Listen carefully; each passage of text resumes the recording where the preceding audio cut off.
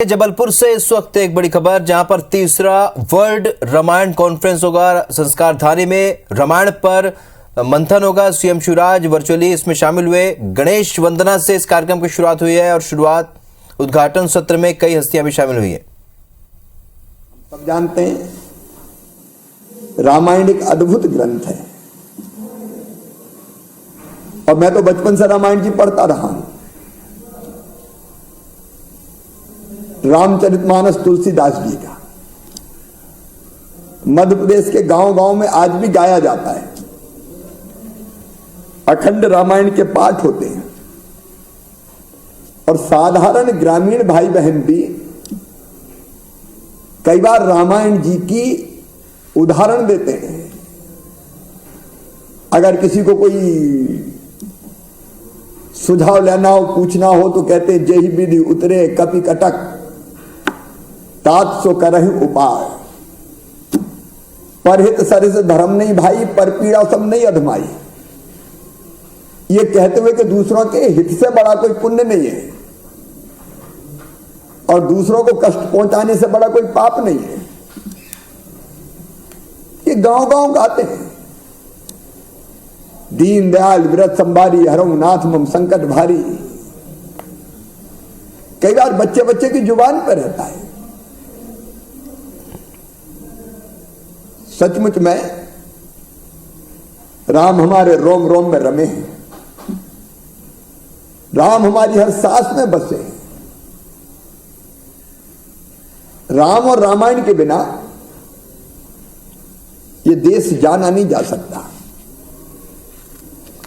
और केवल देश तक सीमित नहीं रही रामायण। ये तीसरा वर्ल्ड रामायण कॉन्फ्रेंस है। रामायण ने दुनिया के बड़े हिस्से को प्रभावित किया और दुनिया के अलग अलग देशों में थोड़े तरीके अलग हो सकते हैं, लेकिन रामायण जी का चित्रण किया जाता है, मंचन किया जाता है। कलाकार अपने अपने ढंग से अलग अलग देशों के रामायण जी की विभिन्न प्रसंगों की प्रस्तुति देते हैं। इसलिए रामायण एक देश की सीमाओं में सीमित नहीं है। राम तो सबके हैं और सम्मेलन का ध्येय वाक्य है रामायण की सौम्य शक्ति। मैं आज भी कई बार सोचता हूं कि दुनिया की सब समस्याओं का समाधान अगर कहीं है तो भारतीय चिंतन में है, भारतीय सोच में है। अब सिया राम में सब जग जानी, मतलब सब में ही राम है। सृष्टि के कण कण में भगवान विराजमान है। हर एक आत्मा परमात्मा का अंश है। हर एक घट में बस वही समाया हुआ है। अगर ये भाव दृढ़मूल हो जाए तो इसी से तो निकला है अयम निजम पराबेत्ति गणना लघु चेत साम उदार चरिता नाम तू वसुदैव कुटुंबकम। सारी दुनिया ही एक परिवार है और इसी से शायद निकलता है कि धर्म की जय हो, अधर्म का नाश हो, प्राणियों में सद्भावना हो और विश्व का कल्याण हो। अब विश्व कल्याण का भाव आ जाए तो सारी उठापटक शांत हो जाए, सारे मतभेद मिट जाए। और इसलिए मैं मानता हूं कि रामायण अद्भुत है। सब सुखी हो, सब निरोग हो, सबका मंगल हो, सबका कल्याण हो, सबके कर्तव्य नियत किए गए। तो मुख्यमंत्री शिवराज सिंह चौहान को आप सुन रहे थे। संस्कारधानी में ये कार्यक्रम हो रहा है। रामायण पर इस वक्त मंथन होगा। ये राष्ट्रीय स्तर का कॉन्फ्रेंस है। सीएम शिवराज इसमें वर्चुअली जुड़े और अपनी बात उन्होंने रखी, आपने सुना इस वक्त। और ये मंच पर तस्वीरें आप देख रहे हैं। प्रवक्ता, बीजेपी के राष्ट्रीय प्रवक्ता सुधांशु त्रिवेदी कुछ कह रहे हैं। The open mouth, the extrovert tendency of all the 10 senses. 10 इंद्रियों की बहिर्मुखी पिपासा की शक्ति का प्रतीक है रावण और एक सर काटते थे भगवान तुरंत दूसरा उगाता था। इसका अर्थ होता है किसी इंद्रिय की एक इच्छा पूरी करिए, तुरंत it will be immediately replace by other. God can not. अब रावण को मारेगा कौन? राम, वह ईश्वरी शक्ति।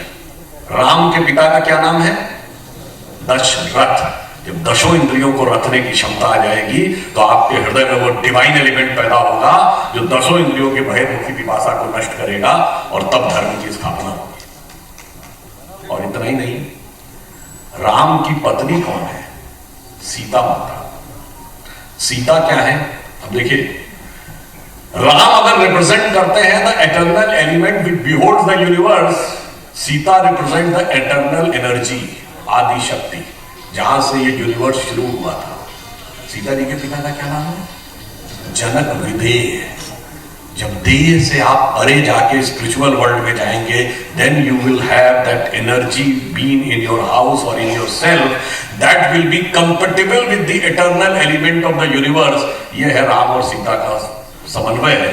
और जो extrovert tendency of all the 10 senses है, दसों इंद्रियों की बहिर्मुखी पिपासा है, वो उसका हरण करने का प्रयास करती है। ये है राम रावण संघर्ष का अर्थ। और ये हमें सामाजिक जीवन में भी क्या देता है? शायद आप में से बहुतों ने कोई श्लोक सुना होगा। संस्कृत की बड़ी प्रसिद्ध कहावत है, विनाश काले विपरीत बुद्धि। परंतु हमें से कुछ लोगों को पता होगा, हो सकता है कुछ लोगों को ना पता हो ये पूरा श्लोक क्या है। ये जब मारीच मृग बनकर आता है, सोने का हिरन बन के, तो उस क्षण जब सीता जी कहती हैं राम से कि सोने का मृग है जाओ, राम कहते हैं सोने का मृग नहीं होता। देखिए, राम परमात्मा है, सीता जी जीवात्मा है। मृग यानी हिरण जो है किस चीज का प्रतीक है? एक बहुत ही सुंदर सुखद शांति। आप कहते हैं ना जंगल में घूमता हुआ हिरण, मतलब एक पीसफुल कामनेस। और सोना रुपया